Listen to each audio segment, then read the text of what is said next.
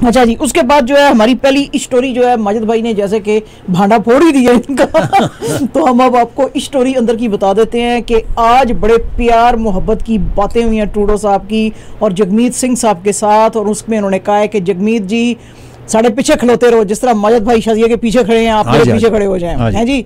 तो जगमीत सिंह जी ने कहा है बिल्कुल हम आपके पीछे खड़े होंगे अगर आप जो हमारे प्रायोरिटीज हैं उनको मानेंगे। एग्जैक्टली, ठीक है जी। Priorities are good priorities, very good priorities, क्योंकि दोनों ने ही कहा कि भाई कैनेडियंस जो हैं इस वक्त उनके साथ खड़ा होना बहुत ज़्यादा ज़रूरी है। और अब तो ये जाहिर है कि इनका 2025 तक तो जैसे माजिद भाई ने कहा जाना मुश्किल है, उसके बाद भी आ सकते हैं। अच्छा जी, ये प्रायोरिटीज़ क्या थी जिसके ऊपर आज जोर दिया गया, और इसका ये जो एग्रीमेंट हुआ इसका नाम है delivering for Canadians now a supply and confidence agreement. अच्छा जनाब, इसके अंदर उन्होंने ये कहा है जी कि आप डेंटल केयर प्रोग्राम जिसके के बारे में एनडीपी बड़े अरसे से कह रही थी, वो कह रहे हैं जी कि आपने इसको जो है अब लो इनकम कैनेडियंस के लिए इसको आप शुरू करें, लॉन्च करें। अब ठीक है जी, ये करें। इसके अलावा उन्होंने कहा जी कि ये आप एक्सपैंड करें 12 ईयर्स के लिए भी, 18 ईयर्स के लिए भी, और फिर सीनियर्स के लिए भी जो है ये आप करें। और जो बंदे हैं जो पीपल विद डिसेबिलिटीज हैं उनके तो ज्यादा प्रॉब्लम्स भी हो सकते हैं, तो उनके लिए भी, उनको भी, यानी कि सारी एक कॉम्प्रिहेंसिव एक बनाए जिसके के अंदर तमाम लोग जो हैं वो आ जाएं इसके अंदर।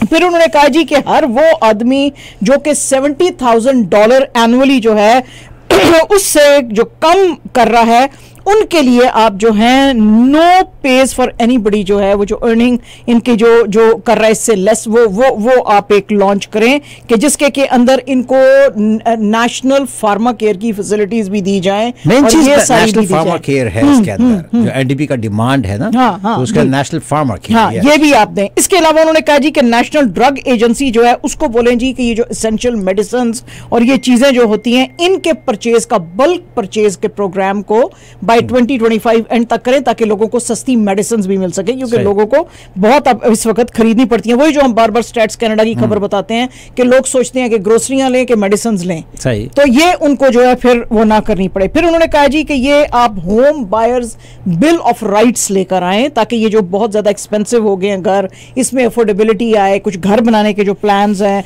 उसके लिए लेकर आए। 10 डे जो सिक लीव है उसको आप जो है उस पॉलिसी को लेकर आए। इंडिजिनस कम्युनिटीज के लिए, स्पेशली जिन्होंने रेजिडेंशियल स्कूल्स में बहुत ज्यादा सफर किया है, उनके लिए आप लेकर आए। और ये जो टैक्स सिस्टम है इसको फेयर बनाएं, क्योंकि लोगों को उसका नुकसान है और बड़े बैंक्स जो हैं बेतहाशा उसकी वजह से प्रॉफिट्स जो हैं वो ले रहे हैं। फिर उन्होंने कहा है कि आप ये जो करते हैं, ये जो वोटिंग सिस्टम है अपना, उसको इंप्रूव करने की कोशिश करें, क्योंकि बहुत सारे लोग मेल इन बैलेट्स करते हैं, तो उसके लिए बहुत सारी चीजें वक्त पे पहुंच नहीं सकती हैं, बहुत सारे वोट्स काउंट नहीं हो सकते हैं। तो इन चीजों को, तो इस सब चीजों के लिए अब जो फेडरल गवर्नमेंट है उसने अग्री किया है, तो एज अ रिजल्ट उन्होंने कहा जी कि हम बिल्कुल आपके पीछे खड़े हैं। दो पार्टियां भाई ये नहीं कर सकता कि एक हो गई हैं, मगर they are right side by side. और उन्होंने क्या किया है कि हम मिलके अब ये एग्रीमेंट ये करेंगे 25 जून 2025 तक हम आपके साथ हैं। तो उसमें जो वोट ऑफ नॉन कॉन्फिडेंस है, अपोजिशन जितना भी कर दे मैटर नहीं करेगा। बजट जो है आराम से बजट पास हो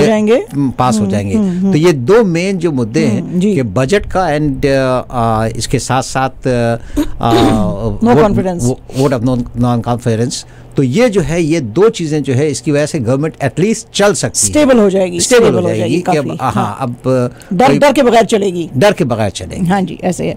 अच्छा जी, अब इसके ऊपर तो जनाब जो जाहिर है हमारी कंजर्वेटिव पार्टी की जो इंटरम लीडर हैं कैंडिस बर्गन, उनके आज बड़े एतराज आ गए हैं। उन्होंने कहा जी कि ये जो इनकी डील्स हैं ये तो बिल्कुल ठीक नहीं है, और ये ट्रूडो साहब की दिखाती है लस्ट दिखाती है कि ये पावर के साथ चिपके रहना चाहते हैं, ये हटना नहीं चाहते हैं एज अ प्राइम मिनिस्टर। तो ये उन्होंने आज ये बात कर रही थी रिपोर्टर्स के साथ। उन्होंने कहा जी कि ये अब जो है, अब आप देखना, ये जो अपने प्रोग्राम्स लाना चाहते थे, जो कि इस वक्त हम इनको मना कर रहे थे क्योंकि उनके ऊपर बिलियंस ऑफ डॉलर स्पेंड होने वाले थे, तो हमने कहा था अभी रोक दो, लोगों के पास इतना नहीं है पैसा, तो ये अब टैक्सेस बढ़ा देंगे उन प्रोग्राम्स को रन करने के लिए। तो आप देखना कि अभी आप लोगों के ऊपर कितना जो है वो बर्डन आने वाला है। इसके अलावा उन्होंने कहा जी कि ये जो एनडीपी जो है इसने इनकी तो वैसे भी बहुत गलत पॉलिसीज थी, स्पेशली जो ऑयल एंड गैस और ऑयल सैंड्स और पाइपलाइंस और इनसे जो रिलेटेड थी। तो ये सारी पॉलिसीज जो हैं अब इनको ये बैक करेंगे फेडरल गवर्नमेंट भी, और इनकी बात भी मानी जाएगी। नहीं, देयर आर सो मेनी। इसमें जो है ट्रूडो साहब ने, अगर आपने ट्रूडो साहब को सुना तो उन्होंने ये कहा कि बहुत सारी ऐसी चीजें हैं कि जिसपे वो स्टैंड लेते हैं, हाँ, और हम उसको एग्री नहीं करते, और बहुत सारी चीजें ऐसी हैं जो उस पर हम स्टैंड लेते हैं और वो एग्री नहीं करते, मींस एनडीपी एग्री नहीं करता, तो वो उन चीजों को हम वैसे के वैसे ही रखेंगे अभी। उन पे ये नहीं कि बिकॉज ऑफ दोस ये हमको अपोज करेंगे। हाँ हाँ, तो वो कह रही हैं बरल जी कि ये जो है अब फेडरल गवर्नमेंट को ये करेंगे बैक, और एनडीपी जो है इनको बैक करेगी, तो जिसकी वजह से जो है बहुत सारा आपके ऊपर नुकसान आ सकते हैं।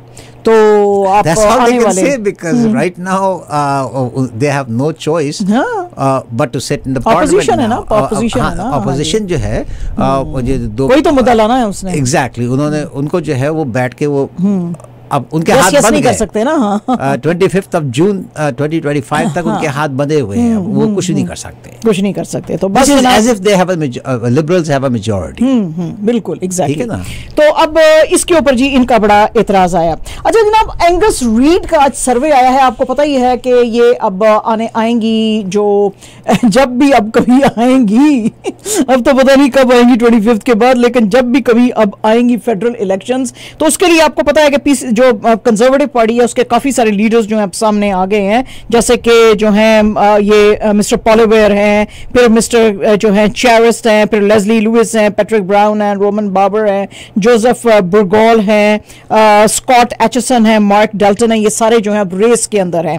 तो इस सिलसिले में एंगस रीड ने आज एक किया है, जो सर्वे किया है, उसमें उनको पता चल रहा है कि 54% लोग जिन्होंने कंजर्वेटिव पार्टी के लिए लास्ट टाइम वोट किया था, और 74% जिन्होंने कि मैक्सिम बर्नियर की पीपीसी के लिए, जो पीपल्स पार्टी ऑफ कनाडा, उसके लिए किया था, वो अब सब कह रहे हैं कि जो मिस्टर पॉलिवेयर हैं उनके पीछे अब हम खड़े होंगे, हमको ये जो है बंदा ज्यादा ठीक लग रहा है। 32% जिन्होंने कि इनकम्बेंट लिबरल्स के लिए किया था, और 19% जिन्होंने एनडीपी के लिए किया था, वो अब कह रहे हैं कि जी हम अब जो है मिस्टर चैरिस्ट के लिए जो है वो पोल कर सकते हैं। तो ये जो है ये काफी घंटियां बज रही थी, मेरा ख्याल है, तभी इन्होंने फटाफट जो है आपस में मीटिंग की और इन्होंने कहा है कि ये सारे जो फियर्स हैं इनको खत्म किया जाए, कि जो है, लेकिन बात तो वही है कि अगर 2025 में फिर इलेक्शंस करेंगे तो उस वक्त कौन किसके पीछे खड़ा होएगा। लिबरल्स तो चाहेंगे हम फिर से पावर में आए, एनडीपी चाहेगा कि हम तुम्हारे पीछे खड़े रहे हैं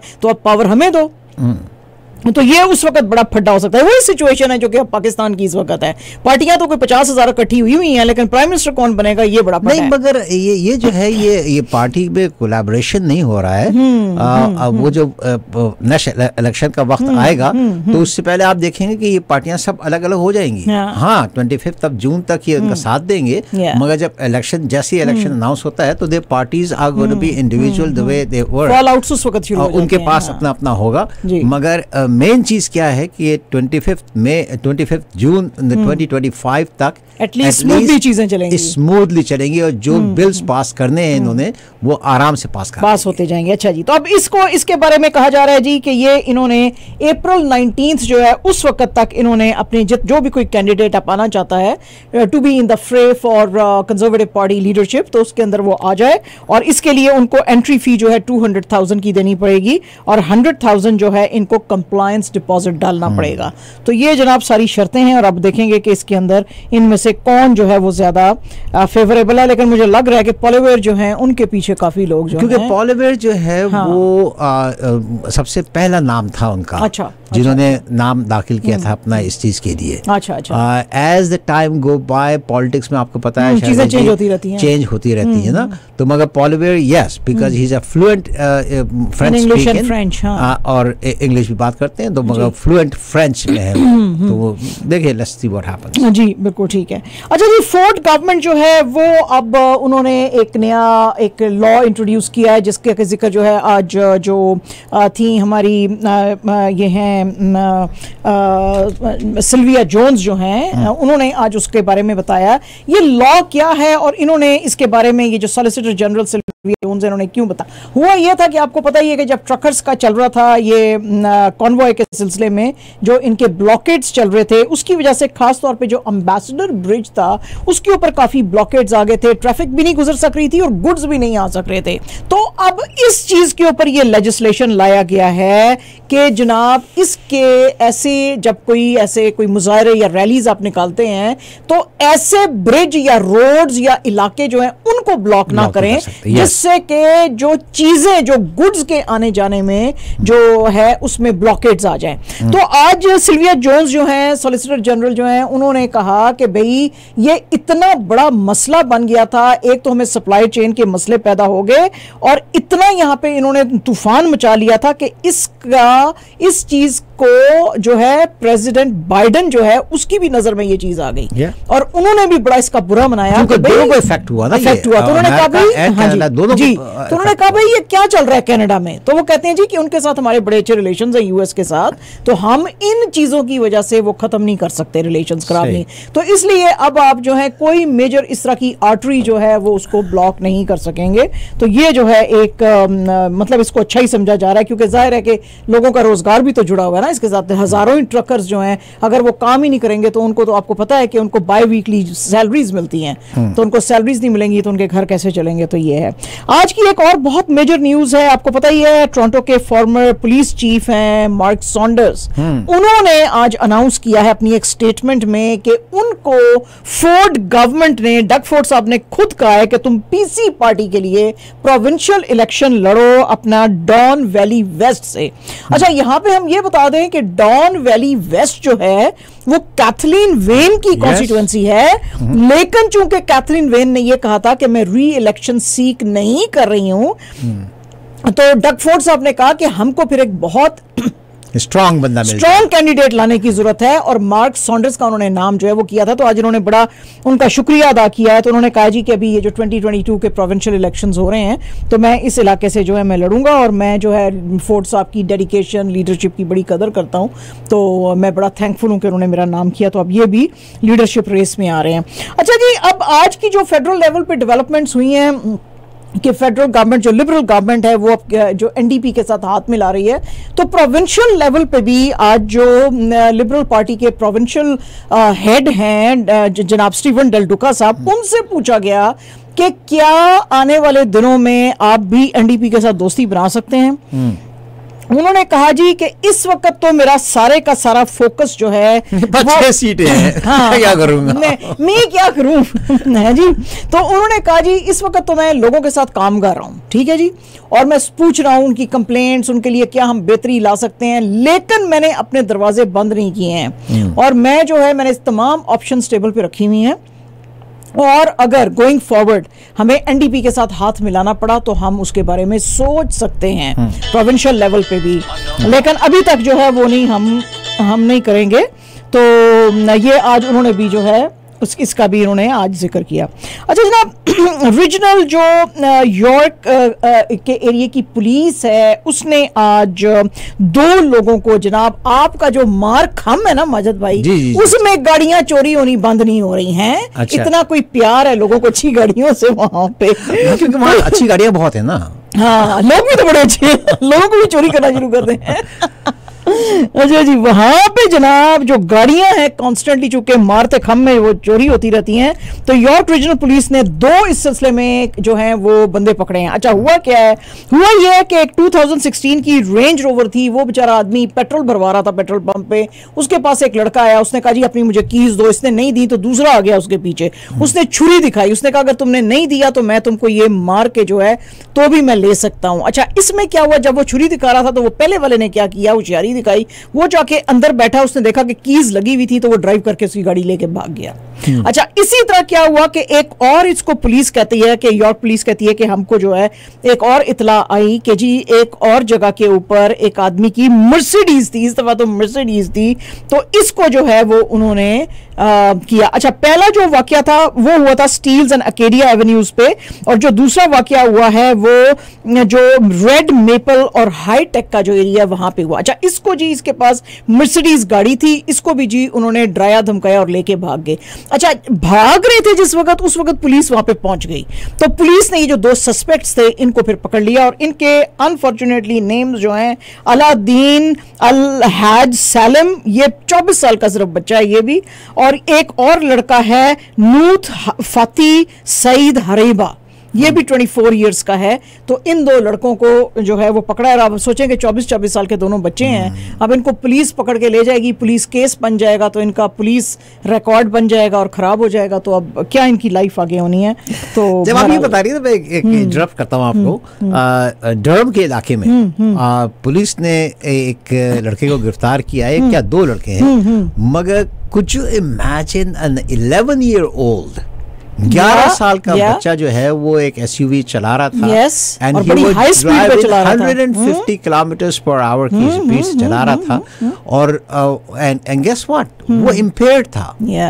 और उसके साथ जो पैसेंजर बैठा था वो 12 साल का बच्चा बैठा हुआ था। फाइनली उसने एक, जब पुलिस चेस हुई तो वो एक फेंस में जाके टकरा गई गाड़ी, और वहां पर पुलिस इन दोनों को गिरफ्तार कर लिया। हाँ जी, हाँ जी। तो बस वही है ना, पेरेंट्स अगर भाई आप सो रहे हैं तो फिर आपको क्या पता है बच्चे फिर क्या कर रहे हैं, 11 और 12 साल के बच्चे। हाँ, आपको पता ही नहीं है कि वो गाड़ी निकाल के लेके जा रहे हैं। हाँ। और आपको नहीं पता चल रहा, आप इतने मदहोश हुए हुए हैं। हाँ। तो जो है, हाँ जी, वो भी बड़ा आज का जो है। अच्छा जनाब, आपको पता ही अभी सेंट पैट्रिक्स डे गुजरा था, तो सेंट पैट्रिक्स डे में लोगों ने समझा ओहो अब तो हम पागल हो सकते हैं। तो जनाब यूनिवर्सिटी ऑफ वाटरलू में जो है ये पार्टी, ये देखें जरा, ये पार्टी का आलम आप देखें जरा, कि ये पार्टी का आलम सेंट पैट्रिक्स डे पे था। कोई 150 के करीब यहाँ पे पुलिस ने चार्जेस लगाए हैं, क्योंकि ये बिल्कुल एन अनसैंक्शनड इवेंट था जो यहां पे चल रहा था, और पुलिस को 328 कॉल्स गई जो शोर हंगामा और हुलिगैनिज्म यहाँ पे चल रही थी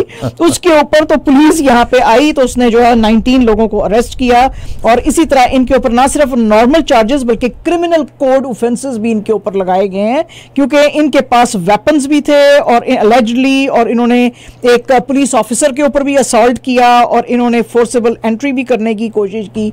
तो इन सब चीज़ों की वजह से तो जो है ये अब जनाब थोड़े खामोश रहेंगे।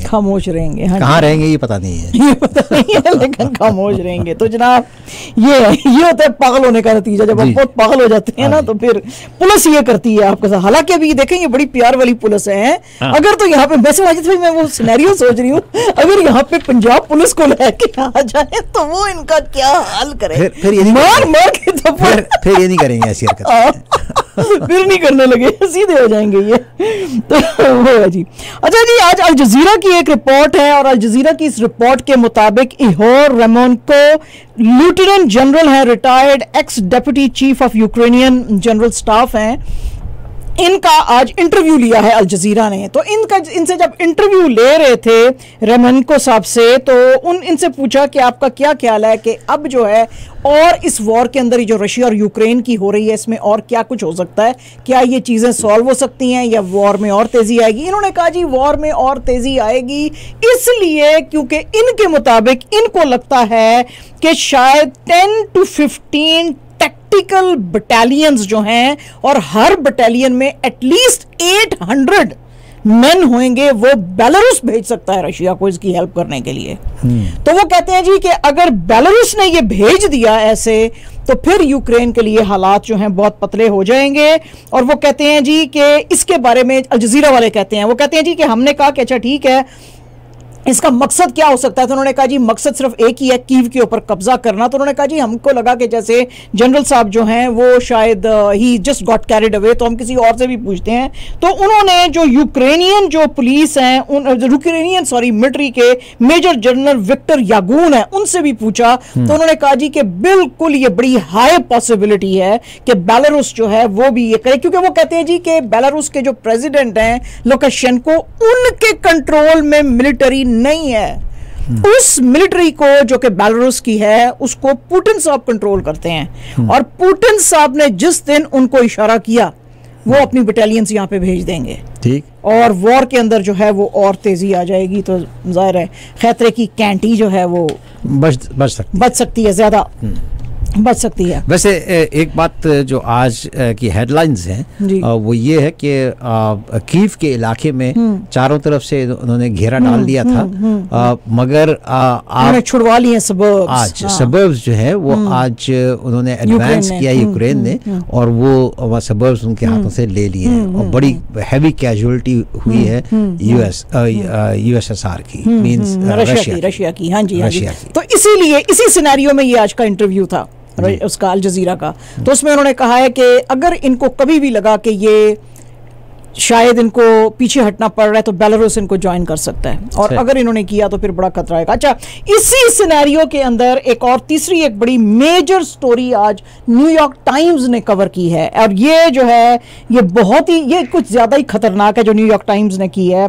अच्छा जी, न्यूयॉर्क टाइम्स ने कहा है कि आपने दुनिया को, उन्होंने कहा है, न्यूयॉर्क टाइम्स कह रही है, आपने पुतिन साहब का एक सेंटेंस नहीं सुना है जो उन्होंने कहा था वॉर जब शुरू हो रही थी। उन्होंने कहा था कि वो अपनी इन केस अगर जरूरत पड़ी तो अपनी डिटेरेंट फोर्सेस को आगे ला सकते हैं। डिटेरेंट फोर्सेस का क्या मतलब है? न्यूयॉर्क टाइम्स ने यह क्वेश्चन किया कि आप क्या समझते हैं डिटेरेंट फोर्सेस क्या हैं?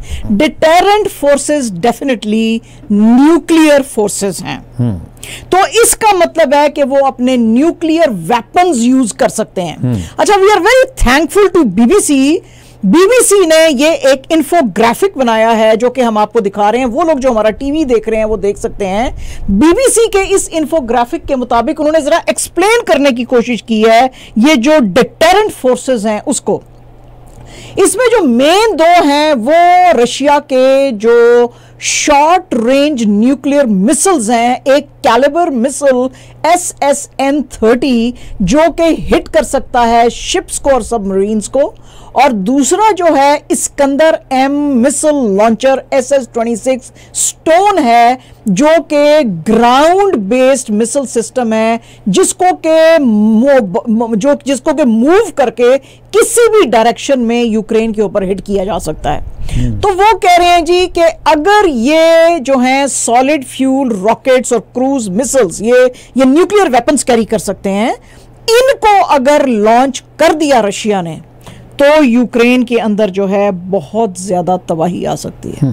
तो यानी इसने तो पहले ही खत्म ही हो जाएगा। बल्कि आपको याद होगा कि जनाब पुतिन साहब ने जो है वो तो पहले ही उनको अलर्ट कर दिया था। अपने जितने भी न्यूक्लियर के वो है उनको अलर्ट कर दिया था कि भाई आप लोग तैयार हो जाएं, तैयार हो। हाँ जी, हाँ जी। तो वही आज न्यूयॉर्क टाइम्स ने कहा है कि तुम लोगों ने उसकी वो स्पीच का वो सेंटेंस मिस कर दिया सारे लोगों ने कि I will move if need be deterrent forces. तो डिटेरेंट फोर्सेस का मतलब होता है न्यूक्लियर वेपन्स। सही। तो इस पे भी जरा गौर करें। ये आज जी स्टोरी है। अच्छा जी, आज बाइडेन साहब जो है वो आज बड़े फिर से गुस्से में और नाराज नजर आए इंडिया के साथ, क्योंकि उन्होंने वो आज एक स्पीच कर रहे थे क्वाड की मीटिंग जो थी उसकी, और उन्होंने कहा जी कि हमारे बाकी के जो इसके अंदर मेंबर्स हैं जैसे कि जापान और ऑस्ट्रेलिया वो तो बिल्कुल हमारे साथ खड़े हुए हैं, और वो रशिया की इस एग्रेशन को बड़ा जो है सैंक्शंस लगा रहे हैं और बुरी नजर से देखते हैं, लेकिन इंडिया अभी भी शेकी है थोड़ा। तो आपको पता ही है कि कुछ दिन पहले ये ऑस्ट्रेलिया के साथ जो थे कुछ इंडियन ऑफिशियल्स की मुलाकातें थी हाई लेवल की, जिसमें कि उन्होंने बताया था कि इंडिया के इंटरेस्ट में नहीं है रशिया के खिलाफ जाना इस वक्त। तो वो कहते हैं जी, इंडियन ऑफिशियल्स का कहना था कि ऑस्ट्रेलिया को तो समझ आ गई है, लेकिन अब एक्सपर्ट्स का इंडिया में कहना है कि ये जो इन्होंने बातें समझाई हैं ऑस्ट्रेलिया को और ऑस्ट्रेलिया को समझ आ गई है, ये अमेरिका को क्यों नहीं समझ आ रही हैं? क्योंकि अमेरिका के तो प्रेसिडेंट का आज फिर से बयान आ गया है कि ये लोग अभी तक हमारे साथ, क्योंकि बाइडेन साहब ने कहा है कि हमने जब कहा था कि हम रशिया के खिलाफ ऑल आउट जाएंगे, नेटो भी, हमारे एलाइज भी, क्वाड वाले भी, तो we went all out, all of us except for India जो कि हमारा एलाई था, वो अभी तक नहीं गया। तो आज एक्सपर्ट्स ने इंडिया में भी पूछा है ये कि भाई ये जो बाइडेन साहब का बयान आया है तो इसमें आपने उनको सेटिस्फाई किया, इनको क्यों नहीं कर सके हैं? क्योंकि अभी भी बाइडेन एडमिनिस्ट्रेशन की जो है बड़ी रिजर्वेशंस है, क्योंकि उन्होंने कहा जी कि अभी तक भी जो हमने कल खबर सुनाई थी जो कि इमरान खान साहब ने बड़ी तारीफ की थी इंडिया की फॉरेन पॉलिसी की थी कि वो डरे नहीं है और वो अभी भी ऑयल खरीद रहे हैं रशिया से और ये सारी बातें, तो उसी के ऊपर बाइडेन साहब का आज का ये बयान था कि ये अभी तक भी हमने सैंक्शंस लगाई हुई हैं और ये रशिया से क्यों ऑयल ले रहे हैं, पूरी डील कर रहे हैं। हाँ, क्यों ये डील कर रहे हैं? वेपन्स क्यों अभी तक उनकी डील्स जो हैं इन प्लेस क्यों हैं? वेपन्स की डील इन्होंने क्यों नहीं रिवोक की हैं? तो ये आज उन्होंने फिर से एक दफा एतराज उठाया, तो अब देखेंगे कि ये अब जनाब क्या होगा। अच्छा जी, इसके साथ साथ बहुत ही खतरनाक किस्म के अमेरिका के अंदर टॉर्नेडोज आ रहे हैं जो कि टेक्सास और ओक्लाहोमा के इलाके में आए हैं, और वहां पे काफी 3-4 लोगों की डेथ की भी खबर आई है, और उसने काफी घर तोड़े हैं, गाड़ियां उल्टाल दी हैं, और काफी जो दरख्त हैं वो उठ गए हैं। और अब ये जो है सारे का सारा ये तूफान जो है लुइसियाना और मिसिसिपी की तरफ भी जा रहा है, तो लगता है कि वहां पे भी काफी नुकसान हो सकता है। जनरल मोटर्स ने जनाब इनके मुल्क में जो national highway traffic safety administration थी उनको कहा था, उनकी कुछ गाड़ियों में कुछ खराबी इन्होंने देखी थी अमेरिका में, तो उन्होंने इनको कहा था जनरल मोटर्स को कि फौरन ये गाड़ियां रिकॉल करो। जनरल मोटर्स ने इनको कहा था कि हम रिकॉल नहीं करते हैं, हम इसकी जो खराबी है उसको ठीक कर देते हैं। इन्होंने कहा कि नहीं, आपकी गाड़ियां जो कुछ हैं जो कि आपकी एसयूवीज हैं 2010 से 2017 की, उसकी बीम बहुत ज्यादा रोशनी देना शुरू कर देती है। वो इतनी ज्यादा रोशनी देती है कि अगला बंदा बिल्कुल अंधा हो जाता है और उसके अंदर उसको कुछ नजर नहीं रोड पे आता, तो उससे बड़े मैसिव एक्सीडेंट्स हो सकते हैं। एज अ रिजल्ट इनके पास कोई भी अब चाराकार नहीं था, तो जनरल मोटर्स ने आज 740,000 जो एसयूवीज यूएसए के अंदर हैं ये रिकॉल की हैं 2010 से 2017 की, और उन्होंने कहा जी अब हम इनको फिक्स करेंगे। इसके अंदर ज्यादातर जो हैं जीएमसी ट्रेन जो हैं वो शामिल हैं। इसके अलावा जनाब एक और गाड़ी की खबर है, Maserati for the first time in the history of this Italian motor car, इन्होंने मैसेराटी वालों ने कहा है कि जी हमारी जो ब्रांड न्यू ग्रीक काले एसयूवी जो आ रही है, ये ग्रीक काले का क्या मतलब है? ग्रीक काले का मतलब है मेडिटेरेनियन विंड। तो ग्रीक काले जो हमारी जो अब नई आ रही है एसयूवी, ये इलेक्ट्रिक वर्जन होएगी, क्योंकि आज तक इस लग्जरी इटालियन ब्रांड ने मैसेराटी ने कभी भी इलेक्ट्रिक कार्स की तरफ नहीं देखा था। तो इन्होंने कहा जी कि बाय 2025 हमारी मोस्ट ऑफ द कार्स जो अब हैं वो इलेक्ट्रिक वर्जन्स में अवेलेबल होंगी। ये जो ग्रीक काले है ये हाई परफॉर्मेंस V6 इंजन वाली है गाड़ी, और इसके अंदर वो कहते हैं जी 4 सिलेंडर इंजन वाला भी हम माइल्ड हाइब्रिड्स जो है वो एक वर्जन लेकर आ सकते हैं। और वो कह रहे हैं जी कि हम हम जो है इस तरफ जो है गाड़ियों में हाँ इस तरफ ध्यान दे रहे हैं और इस तरफ जा रहे हैं। इसके अलावा आपको पता ही है कि इनकी जो लिवांटे है वो बड़ी ज़्यादा लोगों में, बच्चों में खास तौर पे बड़ी वो है पॉपुलर है, और 59% इनका जो शेयर है वो लिवांटे का है। महाराज जी अब ये नई गाड़ी जो है ये आ रही है।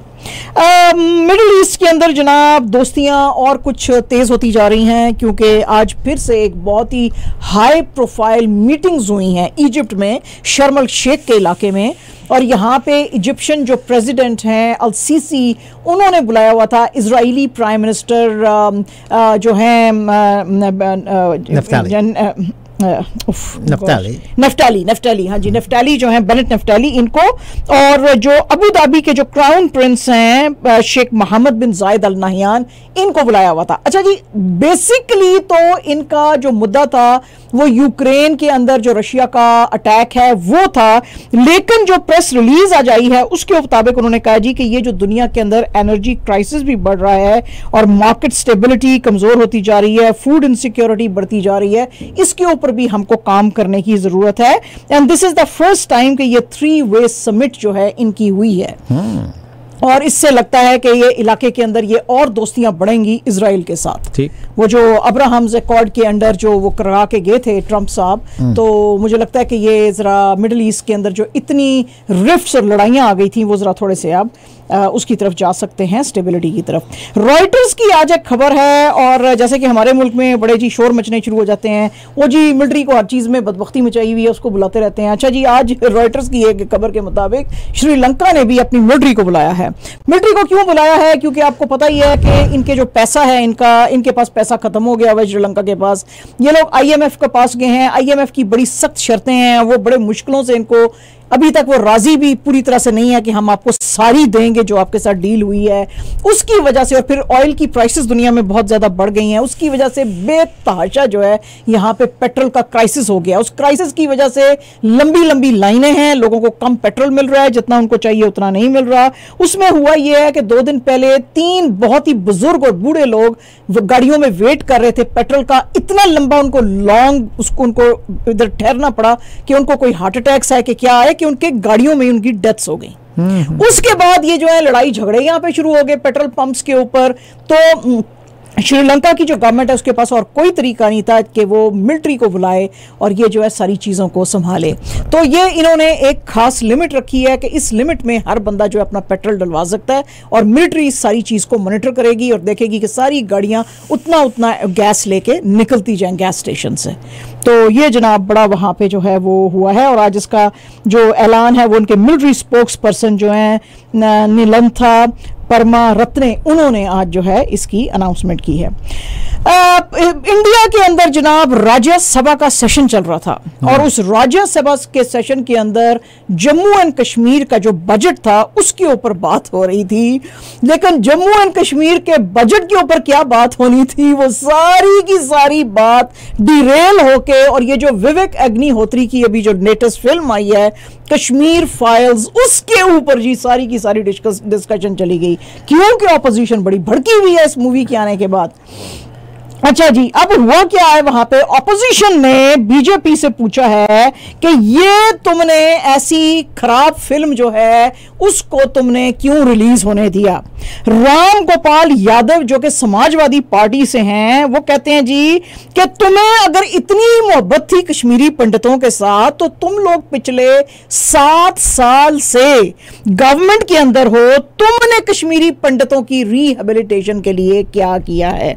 मनोज झा जो हैं, जो आरजेडी की पार्टी से हैं, राष्ट्रीय जनता दल से हैं, उनका कहना था कि ये आप जो नॉर्थ ऑफ इंडिया में जो पॉलिटिक्स प्ले कर रहे हैं ना, इससे जो है एलियनेशन और ज्यादा बढ़ेगी उस इलाके के अंदर।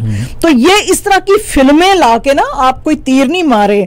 भारत माता जो है उसने इस तरह के जो हैं कश्मीर में पंडितों के साथ जो हुआ वो जख्म से हैं, लेकिन उन जख्मों के बारे में आपने क्या किया जो पार्टीशन के वक्त 1947 में हुआ, 1984 में सिख मैसेकर हुआ, 2002 में गुजरात राइट्स हुए। तो सिर्फ कश्मीरी पंडितों को याद करके ये जो सारे एट्रोसिटीज इस मुल्क के अंदर हुए हैं उनको आप जो है जस्टिस से जस्टिफाई कैसे करेंगे, क्योंकि इन लोगों को भी जस्टिस नहीं मिली है। तो आप ये इस तरह के ट्रैजिक इंसिडेंट्स दिखा के आप उनके उस पे जख्म पे नमक छिड़क रहे हैं, आप उनको हील नहीं कर रहे हैं। शिवसेना की लीडर जो प्रियंका चतुर्वेदी थी, उन्होंने कहा जी कि ये गवर्नमेंट ने वादा किया था कि कश्मीरी पंडितों को जब हम वापस लेके जाएंगे तो उनके लिए हम घर बनाएंगे फिर से उनके लिए, ताकि उनके लिए जाना आसान होए। तो ये जो वादे बड़े बड़े किए गए थे उसमें से सिर्फ अभी 17% ही घर बनाए हैं, 100% तो बहुत दूर की बात है। नदीमुल्ला हक जो के तृणमूल कांग्रेस के टीएमसी से जो हैं, उन्होंने कहा जी कि ये तो जो आपको सारा कुछ इस टेरिटरी के अंदर ये जो है इसको अपने एक पुलिस स्टेट बनाया हुआ है, इसके अंदर बेशुमार ह्यूमन राइट्स वायलेशंस चल रही हैं पिछले 3 साल से, प्रेस की फ्रीडम को आपने खत्म किया हुआ है। तो what are you even trying to talk about through this Kashmir files. So ये आप क्यों इस तरह का कर रहे हैं। तो ये इसके ऊपर जनाब आज काफ़ी वहाँ पे राज्यसभा में हंगामा खेजी रही। तो फिर बजट पे तो ज़ाहिर है बात नहीं हो सकी, फिर कश्मीर फाइल्स पे बात होती रही। द प्रिंट की आज एक स्टोरी है जी, और इसके मुताबिक एक मुसलमान आदमी है मोहम्मद आमिर, उसकी 35 ईयर्स एज है। हमारा आमिर नहीं, वहाँ पे रहने वाला मोहम्मद आमिर, ये जो है मथुरा का रहने वाला था। इसको जी वहाँ पे कुछ लोगों ने जो है मथुरा के कुछ काउ विजिलेंटीज जो हैं, उन्होंने ग्रुप ऑफ काउ विजिलेंट, उन्होंने पकड़ के इसको मारा पीटा और इसको कहा कि तुम ये बीफ लेके जा रहे हो। हालांकि इसने कहा जी कि मैं बीफ लेके नहीं जा रहा हूं। फिर भी इसको काफी मारा, ये हाथ जोड़ता रहा, लेकिन इसको बेल्टों से मारा और ये वीडियो जो थी वायरल हो गई। जब वायरल हुई तो प्रिंट वाले जो जर्नलिस्ट हैं वो पहुंचे मथुरा के एसपी मर्तन प्रकाश सिंह के पास और उनसे पूछा कि भाई ये क्या चल रहा है। उसने कहा हाँ बिल्कुल हमने ये फाइंड आउट किया, इस लड़के को तो खैर हमने पुलिस उसमें हॉस्पिटल में डाला था, वो ठीक हो गया है, लेकिन ये हमने फाइंड आउट किया कि ये बीफ लेके नहीं जा रहा था, ये जानवरों की हड्डियां लेके जा रहा था, जिसमें कि काऊ की हड्डियां थी भी नहीं, लेकिन ये उस फैक्ट्री में लेके जा रहा था जहां पे ये जानवरों की हड्डियां प्रोसेस की जाती हैं और इसके पास एक प्रॉपर लाइसेंस भी है। लेकिन फिर भी जो है इस मुसलमान लड़के को बहुत बुरे तरीके से मारा पीटा गया। तो ये वीडियो वायरल होने के बाद पुलिस ने फिर इसके ऊपर बहरहाल एक्शन लिया। अच्छा जी, वही कश्मीर फाइल के वो रोने और स्यापे आज जो जम्मू जम्मू और कश्मीर के एक्स चीफ मिनिस्टर हैं फारूक अब्दुल्ला साहब, वो भी अब मैदान में उतर आए हैं और वो भी बड़े गुस्से में नजर आ रहे हैं। हालांकि जनाब फारूक अब्दुल्ला साहब, आपको अगर याद हो, अगर आपकी मेमोरी इस उम्र में कमजोर ना हो गई हो कि ये स्यापा सारा तो आपका डाला हुआ है, बहरहाल जी आपका भी हिस्सा है इसमें। एनीवेज जी, इन्होंने अपनी तो गलती नहीं माननी थी। इन्होंने जनाब आज विवेक अग्निहोत्री की ये जो कश्मीर फाइल्स है इसके ऊपर इन्होंने भी बड़े एतराज किए। इन्होंने कहा जी कि गवर्नमेंट जो है बीजेपी की वो लोगों के दिलों में नफरतें डाल रही है एक सेक्शन ऑफ जो सोसाइटी है उसके ऊपर, और ये हेट्रेड और एक्सट्रीमिज्म जो है ये बढ़ा रही है। ये बिल्कुल इसी तरह का प्रोपेगेंडा कर रही है जैसे कि जर्मनी में हिटलर और गोबल्स ने कभी क्रिएट किया था कि गवर्नमेंट का साथ दें और बाकियों के खिलाफ, ज्यूज के खिलाफ जो थी वो हेट्रेड पैदा की थी, जिसकी की वजह से 6 मिलियन ज्यूज जो थे उनको मारा गया था। तो क्या ऐसा ही इंडिया में तो नहीं होने वाला, हिंदुस्तान में भी क्या ऐसा तो नहीं होने वाला कि आप सोच सकते हैं। और ये मूवी एक प्रोपेगेंडा प्लेटफॉर्म है क्योंकि इसके अंदर सफर सिर्फ पंडितों ने नहीं किया, सिखों और मुसलमानों ने भी किया है। तो उन सिखों और मुसलमान जो हैं उनका जो है जवाब कौन देगा। और मेरा दिल बड़ा खून का आंसू होता है जब मैं ये सारा कुछ देखता हूं, लेकिन ये एक सोची समझी स्कीम के तहत एक एथनिक क्लेंजिंग की तरफ जो है ये सारा चल रहा है। इन्होंने आज बीजेपी की गवर्नमेंट को कहा है, फारूक अब्दुल्ला साहब ने, कि एक ट्रूथ कमीशन बिठाएं जिसमें कि पता चल सके कि मुसलमानों के साथ, सिखों के साथ, हिंदुओं के साथ, सबके साथ क्या क्या कुछ हुआ है। और उसमें जो है स्टार्टिंग फ्रॉम द 90s सिर्फ कश्मीरी पंडितों के साथ नहीं, बाकी जो कम्युनिटीज हैं उनके साथ भी क्या हुआ है उसके बारे में बताएं। और इन्होंने फिर एक दफा से हिस्ट्री जो है वो दोहराई है। इन्होंने कहा जी कि उस वक्त के जो गवर्नर थे जगमोहन मल्होत्रा, जिसका के जिक्र अभी कुछ दिन पहले जो आज़ाद जम्मू और कश्मीर के एक जो MNA हैं उन्होंने भी किया था, यासीन साहब, जिसका हमने सारा वो सुनाया था।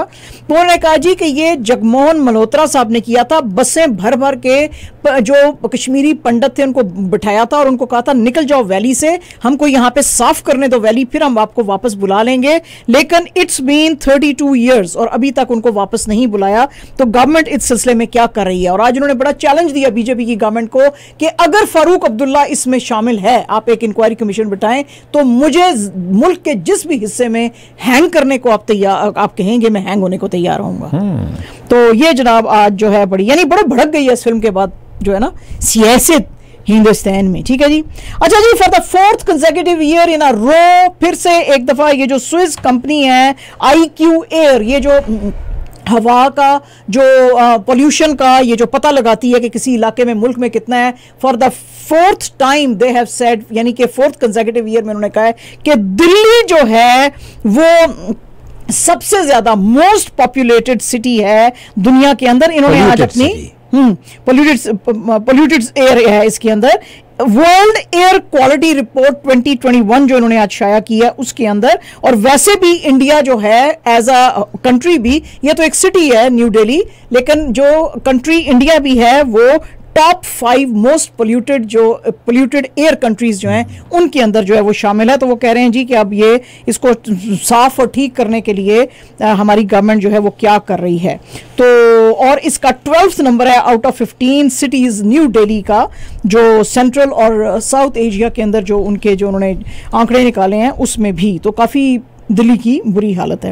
अच्छा, ये पीटीआई की जो गवर्नमेंट है उसके आपको पता ही है जरा मुश्किलात आजकल बड़ी हुई हैं। तो हमारे जो बहुत बड़े लीडर हैं पीडीएम के चीफ मौलाना फजलुर रहमान साहब, उन्होंने आज बड़ी अंदर की खबर सुनाई है। मैं भाई ये खबर आपको बिल्कुल नहीं पता होगी, ये मैं आपको दे रही हूँ। तो उन्होंने कहा है कि ये जो पीटीआई के जो एलाइज हैं वो उनके साथ खड़े हुए नहीं है। ओके, आपको पता थी ये खबर? नहीं पता थी ना। देखें आप, मैं ना मेरे साथ नहीं, बड़ा बहस करेंगे। हाँ, इन्होंने कहा जी तुम्हारे एलाइज तुम्हारे साथ खड़े हुए नहीं है, और इवन जो तुम बड़ा उछल रहे हो MQMP की लीडरशिप पे, वो भी तुम्हारे साथ बल्कि खड़े हुए नहीं है। और हमारी बात जो है वो खालिद मकबूल सिद्दीकी साहब से हो रही है और उनके बाकी साथियों से हो रही है, और आपको कुछ आने वाले दिनों में पता चल जाएगा कि वो भी आपके साथ खड़े हुए नहीं है। इसके अलावा उन्होंने जो है बड़ा एतराज किया नेशनल असेंबली के जो स्पीकर हैं असद कैसर के ऊपर। उन्होंने कहा जी कि ये सिर्फ जो है प्राइम मिनिस्टर को बचाने के लिए ये नेशनल असेंबली का जो सेशन है वो डिले करता जा रहा है, लेकिन अब इसको जो है मार्च 25 को बुलाना ही पड़ेगा। तो मौलाना साहब जो हैं वो बड़े कंसर्न हैं, वो कह रहे हैं मुल्क के अंदर हालात बड़े खराब हैं। ठीक है जी।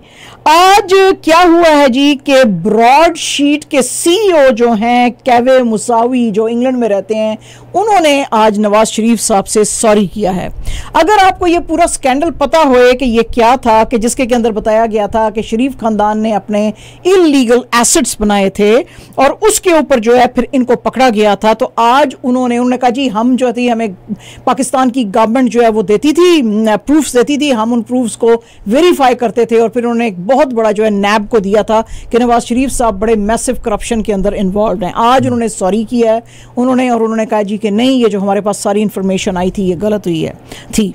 अच्छा, अब इसके ऊपर जो उनके भाई हैं शहबाज शरीफ साहब और आजकल जो प्रेसिडेंट हैं PMLN के, उन्होंने कहा जी कि ये प्राइम मिनिस्टर इमरान खान साहब के मुंह पे एक चांटा है, क्योंकि ये कब से ये न्याजी नैब का जो ये जो नेक्सस था, ये मिल के मेरे भाई को खराब करने की कोशिश कर रहे थे, हमारी हमारे पार्टी के अगेंस्ट प्रोपेगेंडा किया, हमारा नाम खराब किया।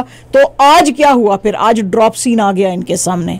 तो ये जो है there should be some shame in the files of the government. तो ये वो कह रहे हैं जी कि अब जो है जॉइंट इन्वेस्टिगेशन टीमें जो उस वक्त बड़ी फुर्तियां दिखा रहे थे, वो किधर हैं, अब वो क्यों नहीं सामने आ रही हैं, और अब वो क्यों नहीं इन्वेस्टिगेशन कर रही हैं, और अब ये क्यों नहीं बता रही हैं। सिंध के इंफॉर्मेशन एंड लेबर मिनिस्टर जो सैयद गनी साहब हैं, सईद गनी जो हैं, वो भी आज PM को और उन्होंने जो है इनको, ये जो नेशनल असेंबली के स्पीकर हैं, उनको बड़ा वो उन्होंने खींचा है। उन्होंने कहा जी कि ये PM साहब को बड़ा डर है कि शायद उनकी गवर्नमेंट जा रही है, इसीलिए वो मैनिपुलेट सारा कुछ कर रहे हैं। और मेरा उनको ये जो कहते हैं बार बार प्राइम मिनिस्टर के D चौक पे हम 1 मिलियन लोग लेकर आएंगे, 1 मिलियन लोग लाने के बजाय D चौक पे ये पार्लियामेंट के अंदर 172 MNAs लेकर आ जाए, क्योंकि मुझे नहीं लग रहा इनके पास है। और उन्होंने कहा जी कि ये जो है कैसर साहब, ये नेशनल असेंबली का सेशन जो है, जब नो कॉन्फिडेंस मूव आई थी तो विद इन 14 डेज इनको ये कराना चाहिए था, लेकिन ये डिलेइंग टैक्टिक्स कर रहे हैं और ये this is against the constitution of Pakistan. तो इवन जो सेनेट का स्पीकर है वो भी कॉन्स्टिट्यूशन पे नहीं चल रहा है, तो फिर ये मुल्क जो है वो कैसे चलेगा।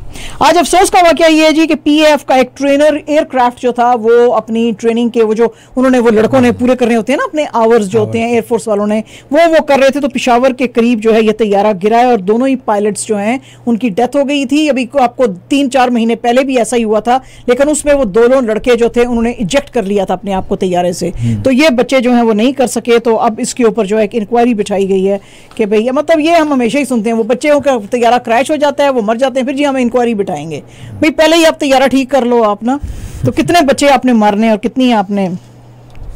बहरहाल जी, एक अच्छी खबर जो पाकिस्तान से जो आई है, जो हम आपको सुना सकते हैं, वो ये है कि ये एक डिजिटल अकाउंटिंग ऐप है, मेट्रिक इसका नाम है। हाँ जी, बिल्कुल सही आपने सुना, मेट्रिक, METRIC, मेट्रिक इसका नाम है।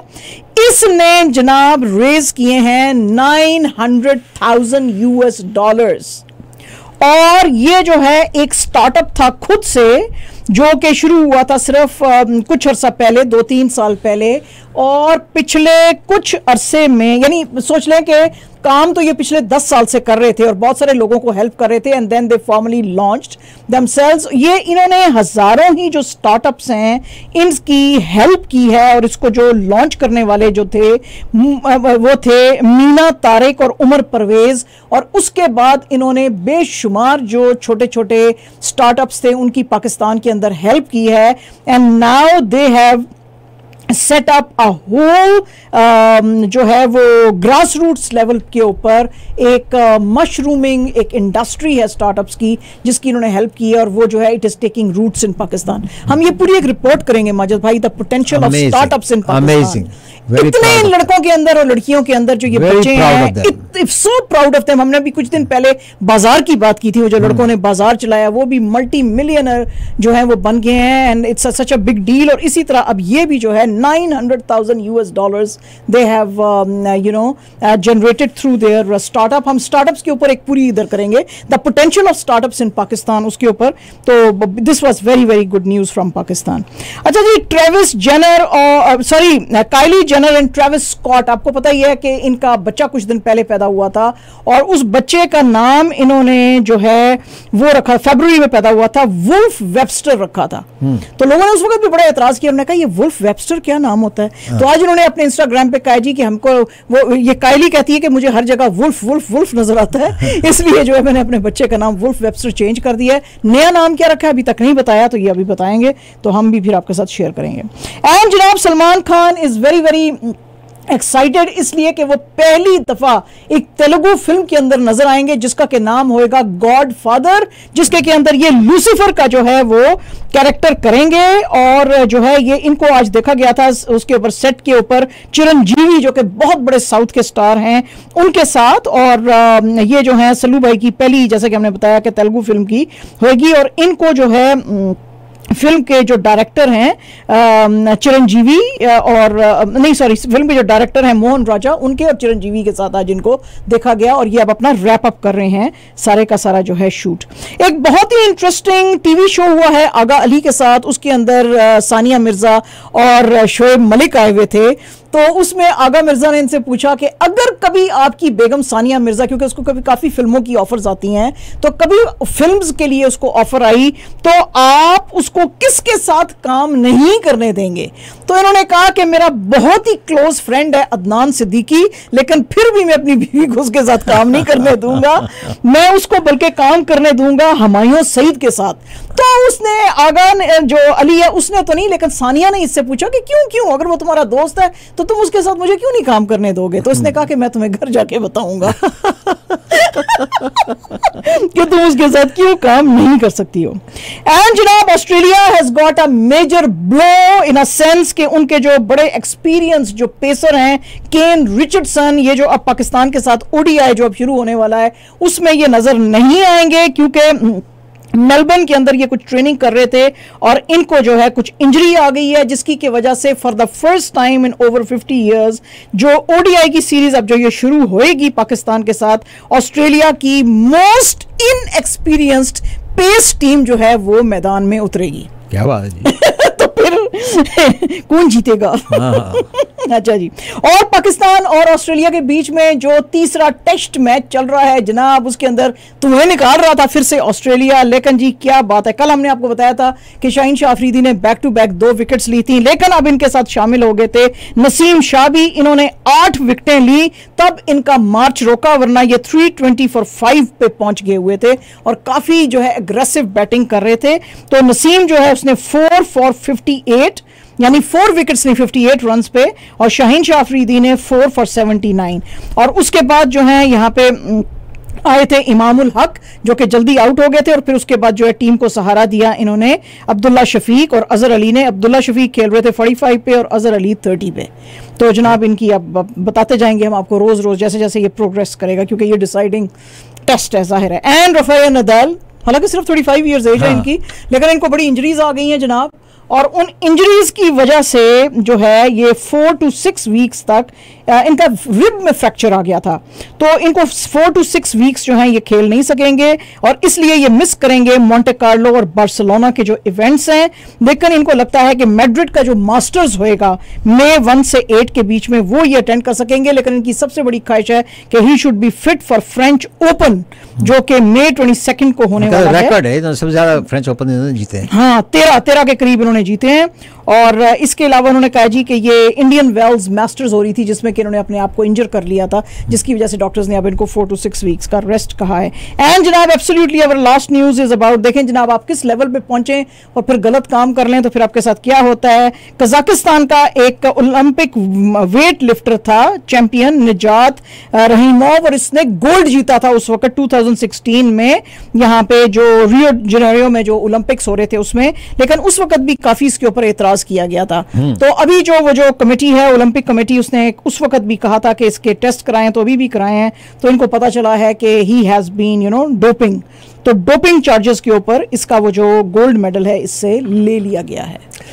ये थी आज की खबरें, और सब अगली खबरों में हमको गाने शाने नहीं गाएंगे, सिर्फ खबरें सुनाएंगे आपको। बहुत खबरें हो गई, आपको गाने वाले सुनाए माजिद भाई। बट ठीक है, ठीक हो गया जी, ठीक हो गया।